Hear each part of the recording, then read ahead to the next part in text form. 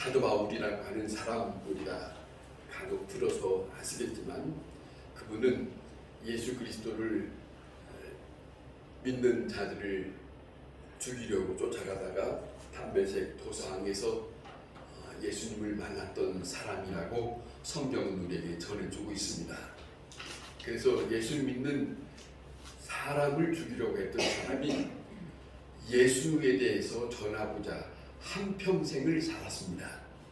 예수님이 누군지, 예수의 십자가가 왜 지셨는지, 또 예수 믿는 사람으로 어떻게 살아야 되는지 그런 모든 말씀들을 전하기 위해서 이곳에뿐만 아니라 먼 길까지 걸어서 그 옛날에 다 걸어서 다니면서 복음을 전했습니다. 그런데 그가 고린도전서 9장 27절에 보면 이런 고백을 합니다. 내가 내 몸을 쳐 복종하게 함은 내가 남에게 전한 후에도 도리어 자기가 버림이 될까 두려워함이니라 이런 말을 했어요. 믿음으로 살고 일을 하면서 자기가 믿음으로 살기 위해서 자기 몸을 처복종시켜가면서 그렇게 살았지만은 혹 내가 이런 일을 마치고 난 다음에 도리어 버림이 되면 어떡하나 한 두려움을 믿는 자이면서 두려움으로 살았다 하는 고백을 남기고 있습니다. 정말로 우리가 중요한 것은 이 땅에 사는 동안에 믿음으로 산다는 것이 참 중요합니다. 믿음으로 산다고 하는 것을 중요하게 생각하는데 그 중요한 가운데 우리가 잊지 말아야 할 것은 믿음을 저버리면 안 된다 하는 것이 우리가 떨쳐서는 안 돼요. 오늘 이 본문에 우리가 서로 교독했지만 이 본문 속에 이런 말씀을 하지 않습니까? 너희 자신을 스스로 확증하라. 너희 믿음 안에 있는가 스스로 확증하라. 이런 말씀이에요. 우리는 믿음으로 살아온다고 했지만은 어느 순간에 믿음 없는 자의 모습이 내게 있는가 그 말입니다. 그것을 우리에게 사도 바울은 전해주고 있는데 오늘 시간 한 사람 한 사람 우리가 조금씩 들으면서 한번 말씀을 생각해 보려고 합니다. 창세기 12장에 하나님께서 아브라함이라고 하는 사람을 찾아오시는 걸 여러분이 들어서 아실 것입니다. 이 아브라함이라는 사람은 본래 하란이라고 하는 곳에 우르라고 하는 그곳에 전혀 하나님과 상관이 없었던 사람입니다. 그의 아버지는 돌로 우상을 만들어서 그렇게 생계를 유지했던 사람입니다. 그렇게 전설에 전해주고 있지만은 난데없이 주 여호와께서 그에게 찾아오셨어요. 찾아오셔서 그에게 하실 말씀이 너의 본토 친척 아비집을 떠나라. 그리고 내가 너에게 지시할 땅으로 가라. 그렇게 말씀하세요. 뜬금없이 생각지 않는 일이 자기에게 다가왔어요. 그리고 음성을 들은 거지요. 그 음성을 들으면서 너는 내 말을 듣고 따르면 이거예요. 내가 너로 큰 민족을 이루고 내게 복을 주어서 내 이름이 창대케 하게 할 것이다. 그렇게 말씀합니다. 이것이 아브라함이라고 하는 사람에게 찾아와서 하나님이 말씀을 하세요. 그런데 이렇게 말씀하시면서 이거는 찾아오는 것은 아브라함이 어떻게 하나님을 만나서 말하는 게 아니고 하나님의 일방적인 일이에요. 일방적인 일로 찾아오셔서 이 말씀을 주시고 너는 이렇게 하면 나는 너에게 이렇게 할 거다. 이렇게 말씀하신 거죠. 그런데 이것을 창세기 15장에 뭐라고 표현하냐면 언약이라고 말합니다. 언약이라고 말합니다. 말로 인해서 그와 약속한 것이다. 그렇게 말씀하세요. 이것이 뭐냐면 오늘날로 표현하면 믿음의 관계를 시작하는 거예요. 믿음의 관계를 시작하고 있는 그런 모습이다. 그럽니다. 그런데 이 말씀을 듣고 아브라함이 자기의 친척 아비 집을 떠나서 정말로 하나님의 말씀대로 그가 떠납니다. 한참 동안 떠나서 내려와서 머물러 있을 때에 하나님이 그에게 다시 말씀을 하십니다.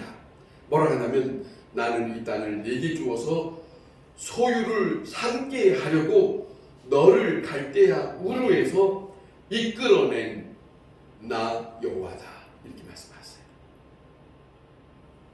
이게 하나님과 어떠한 한 사람 아브라함에게 하시는 말씀이에요. 다시 말씀드리면 하나님의 사람이란 어떤 장소에서 세상적으로 살았던 그 우로 하란이라고 하는 그곳에서 한 사람에게 찾아가서 그에게 하나님이 불러낸 거예요. 그리고 그에게 말씀하시고 그에게 조건을 거는 거죠. 네가 내 말을 따르면 이게 믿음의 시작이에요.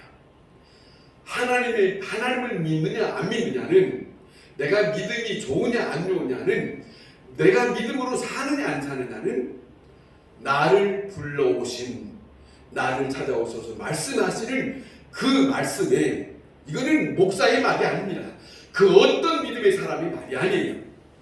믿는 사람에게는 모든 조건이 하나님께서 찾아오셔서 그에게 말씀하시는 약속으로 시작하는 거예요.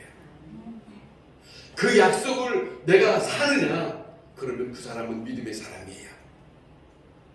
그 약속을 들었는데 나는 그분하고 상관없이 내 멋대로 산다, 그건 믿는 사람 아니에요. 하나 천하없는 직분을 가졌다 할지라도 목사 아니 장로아니 그 어떤 누구라도 하나님의 사람 아니에요. 이 관계예요. 믿음으로 관계를 하나님이 일방적으로 시작합니다. 이것입니다. 자, 보세요. 얼마나 귀한 말씀 하시느냐 하면 이렇게 말씀하는 거 다시 한번 들어보세요. 나는 이 땅을 네게 주어서 소유로 삼게 하려고, 너의 소유를 삼게 하려고 네가 살고 있는 갈대아 우르에서 이끌어낸 나 여호와다. 새겨보세요. 참 엄청난 말씀하세요.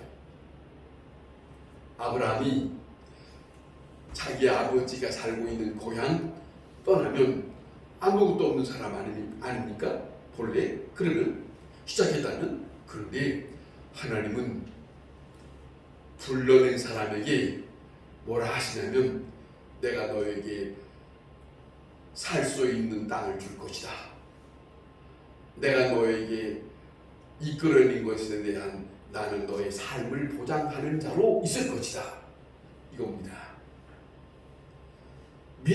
하나님을 믿는 사람에게는 엄청난 하나님께서 내게 주시는 이 말씀이 그 자체가 복입니다. 그러잖아요. 이끌어냈으니 책임지는 거고, 또 이끌어내서 내가 너에게 이 땅을 주기 위해서 너를 이끌어낸다 이러지 않습니까? 이 일을 이 땅에 사는 누가 해주겠어요? 없습니다. 이게 하나님의 관계입니다. 이렇게 말씀하시는데 이걸 두고 선택적 믿음이라고 표현하고 있습니다. 자, 그러면 이제 이렇게 들었으면 아브라함에게는 책임이 있는 거죠. 무슨 책임이냐면 들려준 말씀을 내가 믿고 따르는 책임이 따라요. 믿는 사람에게는 믿음의 책임이 있습니다. 그냥 믿는다는 말이 아니에요. 믿는다고 하는 것은, 책임이 따르는 것은 그분이 말씀하셨으니 내가 이제는 이끌어낸 받은 그곳에서 이제는 그분의 사람으로 사는 책임이 있어요. 갈대아 우르에서 떠나서 가나안 땅에 왔으면 그 가나안 땅에 7 족속이 산다는데 그 7 족속이 사는 그곳에 하나님이 불러낸 그 한 사람이 그곳에 살아요. 그러면 그 사람이 그곳에서 나는 당신네들과 다른 모습을 비추어줘야 돼요. 이거 책임이에요. 이것이 선택적 믿음의 사람이에요. 자기의 본분이에요. 그냥 말로 믿는 게 아니에요. 그냥 듣고 끝나는 게 아니에요. 이 땅에 사는 믿는 사람에 대한 모든 사람은 믿음의 책임을 지고 사는 것이 하나님 앞에 영광을 돌리는 것이다. 이것을 우리는 잊지 말아야 되는데, 자 보세요. 이제는 이렇게 했으면 하나님이 내게, 지금 아브라함에게 자식이 없다고 우리가 알고 있잖아요. 하나님이 큰 민족을 이룬다는데 큰 민족을 이룬다 했으면 그 후손이 있어야 되니까 하나님이 자녀를 준다 했어요. 땅을 주신다 했어요. 그러면 주실 때까지 서두르지 않고 그분이 내게 행할 때까지 기다려가는 거예요. 믿음은 인내입니다. 히브리서에도 말씀합니다. 믿음은 인내예요. 그분이 내게 행하실 때까지 참고 함께 가는 거예요. 믿음의 인내가 없으면 안 됩니다. 믿음의 인내가 또 한 가지 덧붙인다면 그 믿음의 인내는, 아브라함에게 주어진 인내는 자기 믿음을 스스로 확증해 나가는 것이에요. 기다리라는 것은 스스로 이것이 언제 이루어질지 몰라요. 긴 시간이에요. 알 수 없어요. 그분이 하신다 했으니까 그분이 하시는 내 마음에 그 시간이 정한 시간이지 우리가 원하는 거 아니니까, 아브라함이 원하는 거 아니니까. 그러니까 그 시간마다 인내인데 그 인내 속에 그분이 말씀하셨던 말씀 내가 믿음으로 확증해 가는 시간이다. 아시겠어요? 그때마다 나는 믿는 사람으로 그분에 대한 마음이 변치 않아야 돼요. 왜? 그분이 나에게 말씀하셨어요. 내가 한 게 아니고 그분이 자청해서 일방적으로 말씀하셨으니 내가 그분을, 내 마음을 바꿔서는 안 돼요. 그분이 말씀하신 것을 나는 오늘 지켜가는 거예요. 그것이 스스로 자신을 믿음 안에서 확증해가는 것이다. 그런데 우리가 성경이 봤던 것처럼 아브라함이 그 일을 지켜가기가 쉬웠던가요? 어려웠던가요? 그 마음이 변질될 때가 있었습니까? 없었습니까? 아는 것처럼 있었습니다. 창세기 16장에 이렇게 말씀합니다. 그 아내가 부치겠죠. 자기 몸종 된 하갈을 불러다가 자기 남편에게 주면서 하나님이 아이를 준다 했는데 혹시 이 방법일지 몰라. 그러니까 이 몸종 하갈을 당신의 방에 들어가서 해보시오. 이거지. 이게 창세기 16장이에요. 이 방법이 맞아요? 이 방법이 옳아요? 대답 좀 해보시오. 이 방법은 아니에요. 하나님이 하신다 했으니까 내 방법이 동원돼서는 안 된다. 창세기 16장에 아브라함이 86세에 이스마엘을 낳습니다. 17장까지 하나님의 말씀이 아무것도 없어요. 무려 13년이에요. 보세요. 13년이 되었을 때 하나님이 어느 날 나타나셔서 아브라함에게 말씀합니다. 내가 누구냐? 내가 누구냐? 그렇게 말씀하세요. 또 하나, 내가 전능자가 아니냐? 이 말씀이 무슨 말씀이에요? 내가 한다고 했는데 내가 할 수 없는 일이 있느냐 이거예요. 하나님이 하신다고 했으면 하시는 건데 왜 내가 믿지 못하고 여기까지 왔느냐? 무슨 말이에요? 너는 왜 스스로 시간마다 믿음에 확증하는 것이 부족하느냐? 믿음 안에서 그걸 묻고 있는 것이죠.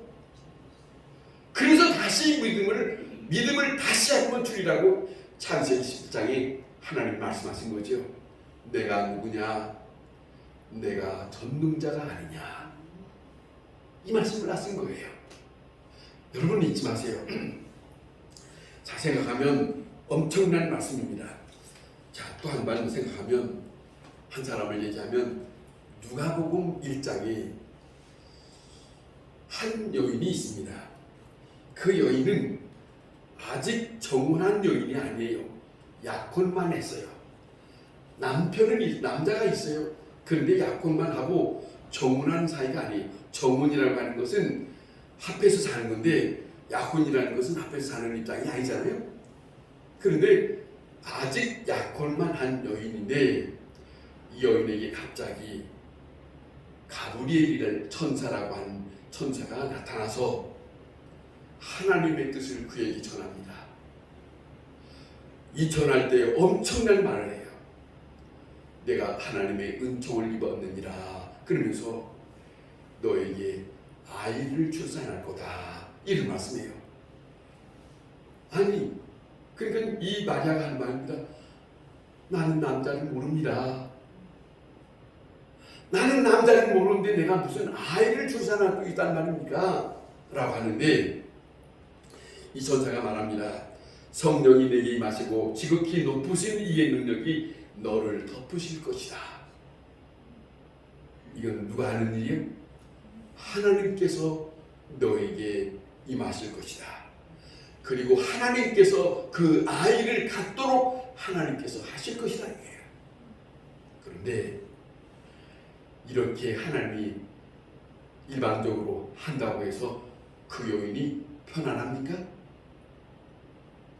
문제가 하나 걸려요. 율법적으로 말하면 이 여인은 돌로 맞아 죽는 입장입니다. 그런데 난데없이 하나님 앞에 엄청난 말씀이 임하신 거예요. 이거는 뭐냐면 자기의 온 몸과 온 생애를 다 통해서 지켜가야 해요. 어디까지? 자기가 맞아 죽어도 상관없이 이 입장에 처한 거예요. 그러니까 이거는 죽느냐 사느냐예요. 하나님이 나에게 임하셔서 이런 일을 하고 안 하고 가는 둘째고, 지금 자기의 입장은 죽느냐 사느냐 입장입니다. 아니 이럴 수 있어요? 아니 하나님 아무리 아무리 그렇지도 그럴 수 있습니까? 아니 하나님이 일방적으로 일한다고 내가 죽음을 당하면 어떡합니까? 이럴 수도 있는 거예요. 이런 처지예요.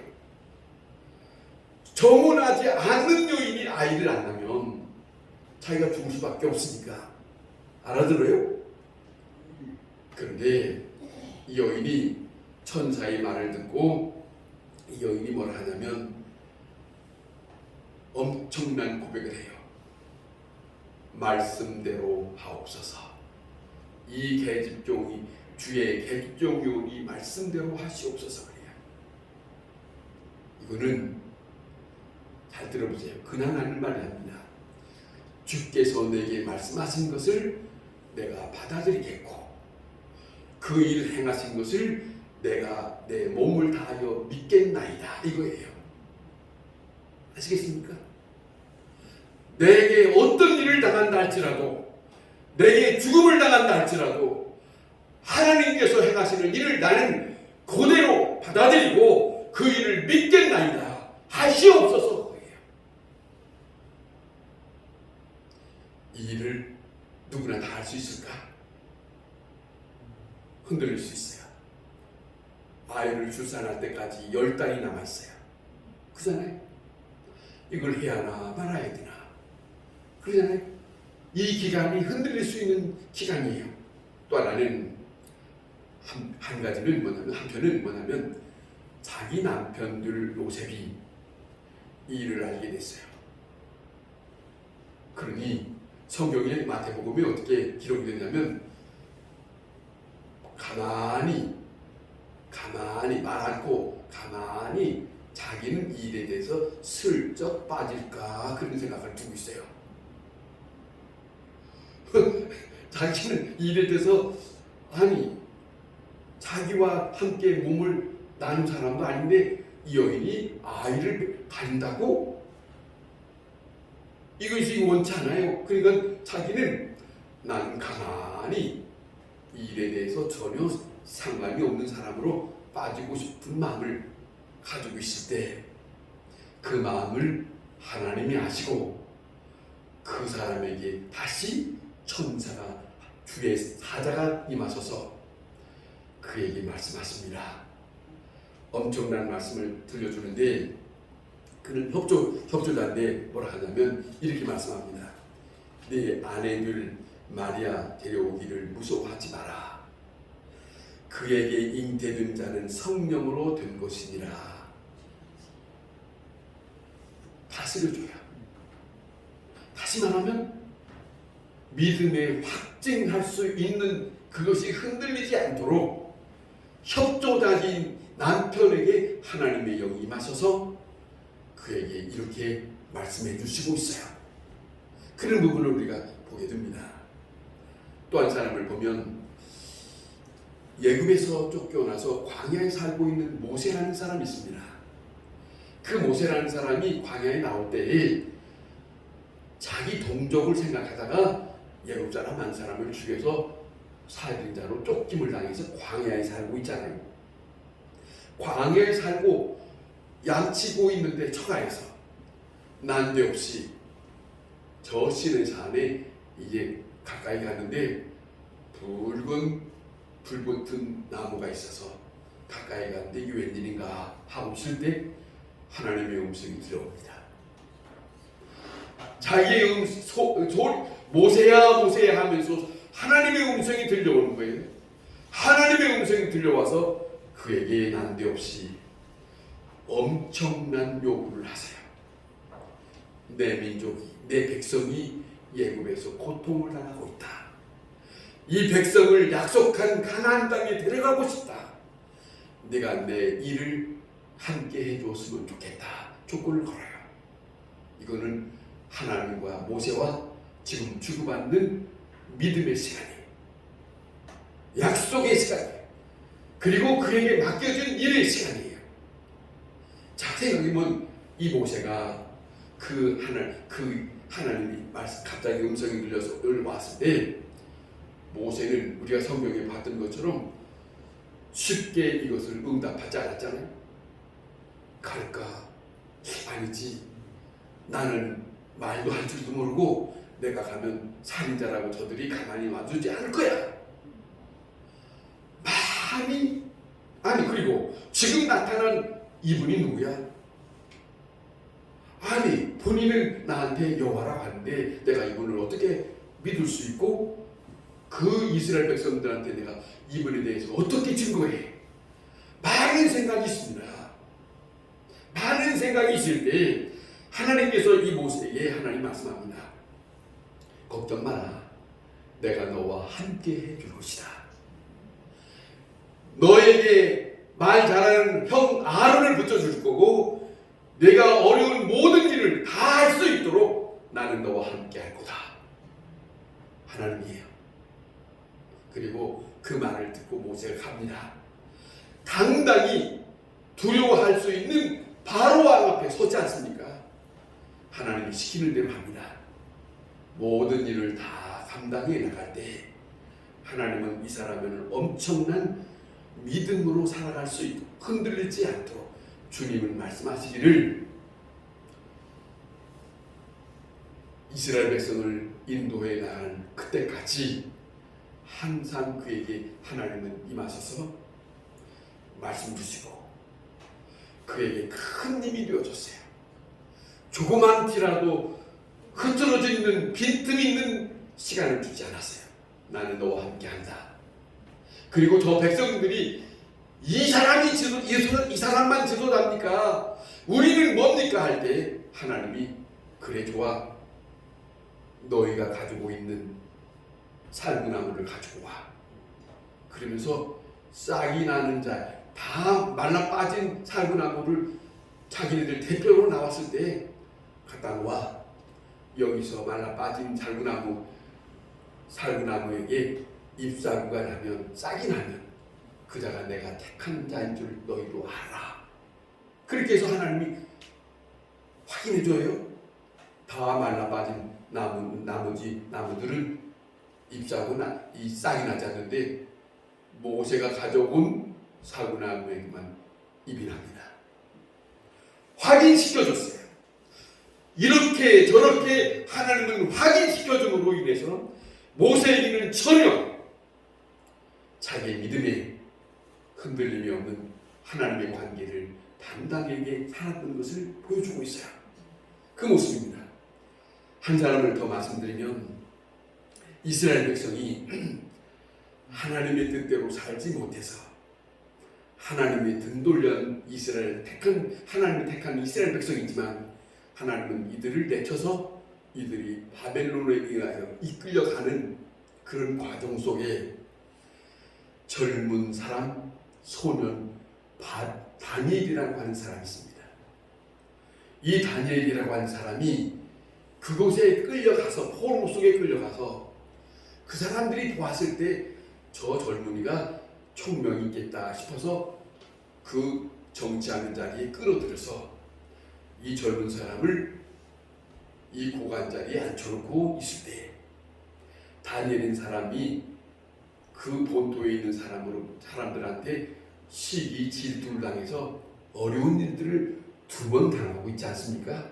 먼저는 풀무불입니다. 풀무불이란 엄청난 불이 지글지글하는 그런 불꽃이 있는 곳이에요. 가까이만 가도 다 죽는 자리예요. 그런데 이 다니엘을 죽이기 위해서 그때는 7배나 더 강하게 돼요. 7배. 용광로 있잖아요.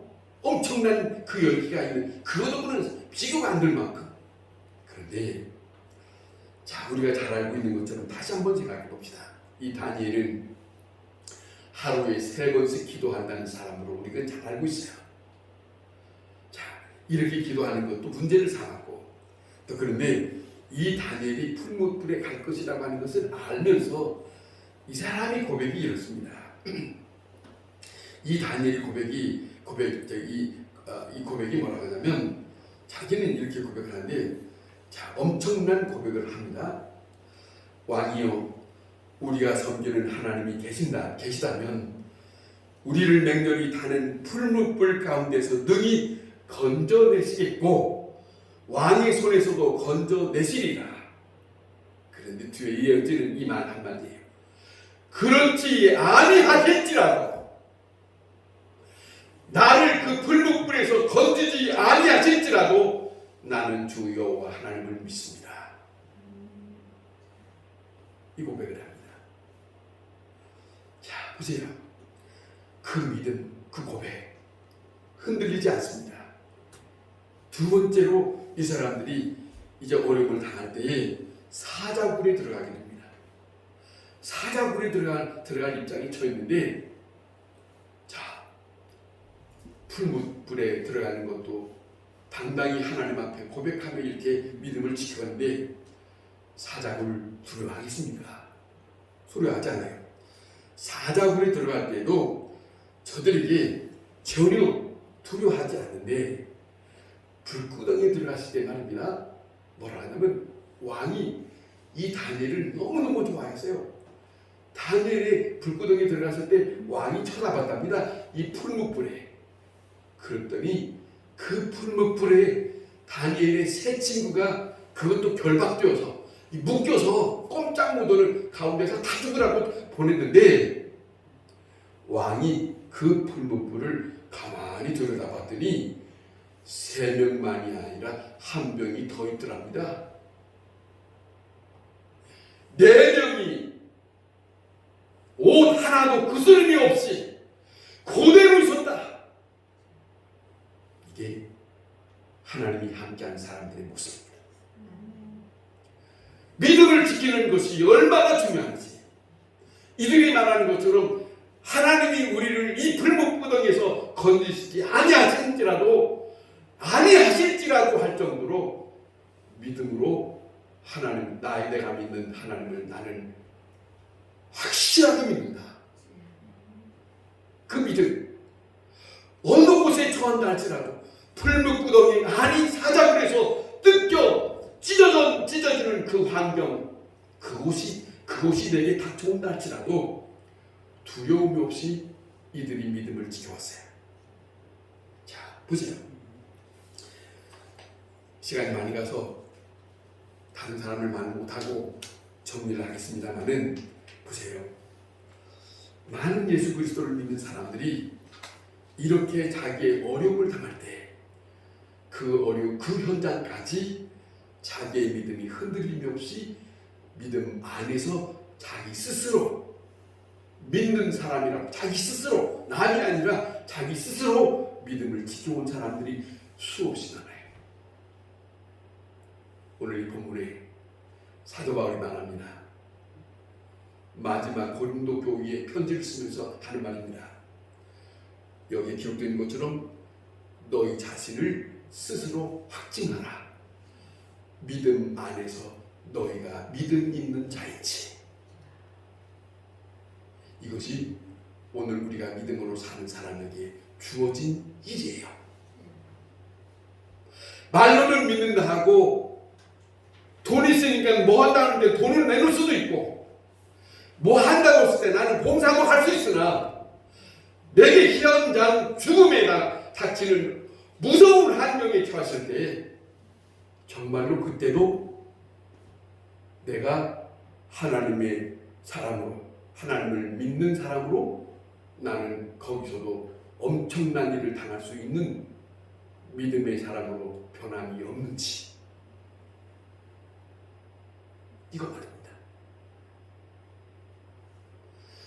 폴리갑이라고 있습니다. 교부 83세.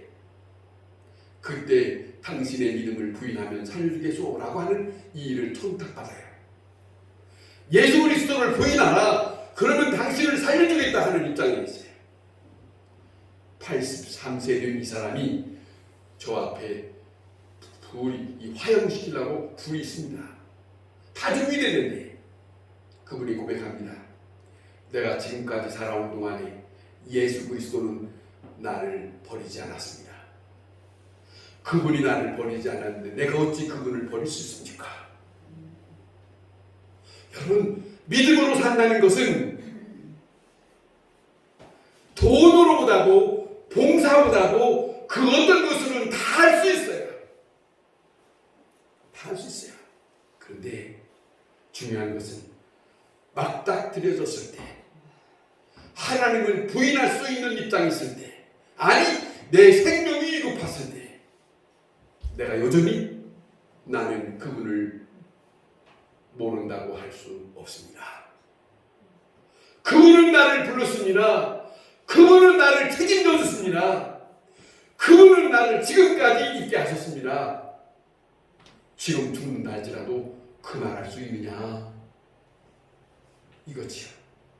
확증하라는 말은 그거 아니겠습니까? 여러분, 사도 바울은 말합니다. 사는 것이나 죽는 것이나 그리스도께 유익한 것이다. 사는 것이 그리스도니 죽는 것도 유익하다. 예수 그리스도를 믿는 사람에게는 죽음도 감옥도 두려움이 없어야 된다. 그 어떤 일을 당한다, 내 앞에 당한다 할지라도 나는 상관없다. 예수 믿는 사람이다. 나는 주와 함께, 여기 사도 바울이 말하지 않습니까? 지금 당신들 안에 예수 믿는 사람은 당신 안에 예수 그리스도께서 함께 한다는 걸 왜 잊었느냐 이거죠. 지금 말하죠. 본문에 우리 안에 예수 그리스도 안에, 예수 그리스도를 믿는 자 안에, 성경에서 사도 바울이 전해주고 있는 말씀은 예수 그리스도를 믿는 자에게 하나님의 예수 그리스도가 함께 있다는 것을 잊지 마라. 아멘 좀 해보시오. 믿으면 못 믿겠어요? 예수를 믿는 사람이라면 지금 나에게 예수 그리스도께서 함께 있다고 하는, 인정하는 사람만 아멘. 아멘. 알아서 하시오. 그 고백을 하나님이 들으실 거니까. 그게 믿는 사람이에요. 그게 믿는 사람이에요. 내 옛사람은 십자가에 죽었다. 그러나 지금 내가 사는 것은 그리스도 안에 내가 사는 것이다라고 갈라디아서 2장 20절에 사도 바울은 고백하고 있어요. 믿는 자로 산다는 것이 무엇인가? 여러분, 지금까지 우리는 많이 살아왔어요. 이제 갈 준비합시다. 믿음의 문제가 내가 확실한가 이거예요. 그 문제. 병 걸려서 병 들었다가 믿음이 흔들리면 죽겠네. 아니 내가 병들어 죽어서 이게 지금 어떡할 줄 모르는데 하나님은 어디 계셔? 그러면 안 되는 거예요. 병 들었을 때도 저는 잊지를 못합니다. 아주 오래전인데 신문을 봤는데요. 일본 사람에 대한 거예요. 거기다 글을 이렇게 썼어요. 제가 지금 기억하는 대로 보면 이런 말이에요. 그가 예수 믿는 사람이에요. 내 호흡이 하나님 기도가 되게 하옵소서. 내 고통 소리가 하나님 앞에 부르짖는 소리가 되게 하옵소서. 이러더라고요. 그 말, 그 태도가, 그 마음이 병들어서도 하나님에 대한 생각을 어떻게 두고 있는가를 보여주고 있는 거 아니에요? 믿음에 대한 나 스스로 확증할 것이 필요합니다. 믿음 안에서 내가 믿음이 있는가? 남이 남을 비판하든 남이 나를 어떤 모함으로 한다 할지라도 그것과 함께 결부되는 순간 믿음은 없어. 믿음이 흔들려요. 그거에 대해서 걸부시키지 마시고 내게 주어진 믿음 확실하게 고백할 수 있는 모두 성도들 되시기를 바랍니다.